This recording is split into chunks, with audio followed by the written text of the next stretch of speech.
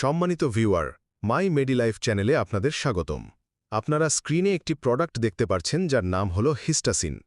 এটি জেশন ফার্মা নামক একটি কোম্পানি বাংলাদেশ মার্কেটে বাজারজাত করে আসতেছে।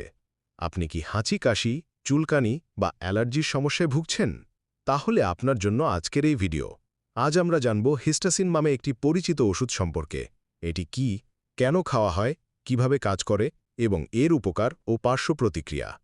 হিস্টাসিন হচ্ছে একটি অ্যান্টিহিস্টামিন ঔষধ। এটি মূলত ক্লোরোফেনিরামিন মালিয়েট নামে একটি সক্রিয় উপাদান দিয়ে তৈরি। হিস্টাসিন শরীরে হিস্টামিন নামক একটি কেমিক্যালের কাজকে বন্ধ করে দেয়, যা অ্যালার্জির লক্ষণ তৈরি করতে বাধা দেয়। হিস্টাসিন পরে অ্যান্টিহিস্টামিন গ্রুপের অধীনে, বিশেষ করে এটি H1 ব্লকার শ্রেণীর। এই ধরনের ঔষধ শরীরের অ্যালার্জির প্রতিক্রিয়াগুলো কমিয়ে দেয়, যেমন চুলকানি, পানি পড়া, হাঁচি ইত্যাদি।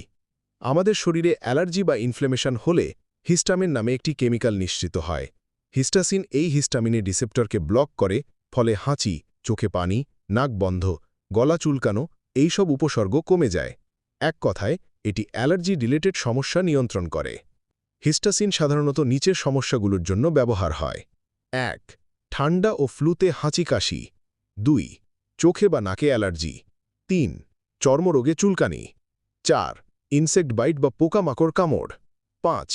আর্টিকারিয়া বা হাইভস। ৬. Food allergy. ৭. র্যাশ বা অ্যালার্জিক স্কিন ডিসঅর্ডার। তবে ডাক্তারি পরামর্শ ছাড়া ব্যবহার না করাই ভালো। প্রাপ্তবয়স্কদের জন্য সাধারণত হিস্টাসিন খেতে হয় দিনে ২ থেকে ৩ বার, একবারে ৪ মিলিগ্রাম। খাবারের আগে বা পরে খাওয়া যায়, তবে শিশুর ক্ষেত্রে মাত্রা কম হয়, যেমন ১ থেকে ২ মিলিগ্রাম। বিশেষ সতর্কতা: ঘুম ভাব আসতে পারে, তাই ওষুধ খাওয়ার পর ড্রাইভিং বা মেশিনে কাজ না করাই ভালো। যে কোনো ওষুধের মতো হিস্টাসিনেরও কিছু পার্শ্ব প্রতিক্রিয়া থাকতে পারে, যেমন ঘুম ভাব বা ঝিমুনি, মাথা ঘোরা, মুখ শুকিয়ে যাওয়া, বাচ্চাদের ক্ষেত্রে অস্থিরতা, গ্যাস্ট্রিক বা হালকা বমি ভাব।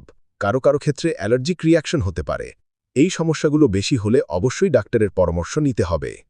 যাদের নিচের সমস্যা আছে তাদের এই ঔষধ এড়িয়ে চলা উচিত: অ্যাজমা রোগী, গ্লুকোমা, প্রস্রাবে বাধা বা প্রস্টেট প্রবলেম, গর্ভবতী মহিলা বা স্তন্যদানকারী মায়েরা ডাক্তারের পরামর্শ ছাড়া খাবেন না। আমরা শুধু কোনো প্রোডাক্টের ইনফরমেশন ও রোগ নিয়ে আলোচনা নিয়ে কথা বলি, কিন্তু ডাক্তারের পরামর্শ ছাড়া কোনো ওষুধ সেবন করবেন না। হিস্টাসিন অনেক পরিচিত ওষুধ হলেও এটি ব্যবহারে সতর্ক থাকা জরুরি। ঘন ঘন অ্যালার্জি হলে বারবার হিস্টাসিন না খেয়ে মূল কারণ খুঁজে দেখা উচিত। আপনার সমস্যা অনুযায়ী ওষুধ খাওয়ার পরামর্শ শুধু একজন রেজিস্টার্ড চিকিৎসকই দিতে পারেন।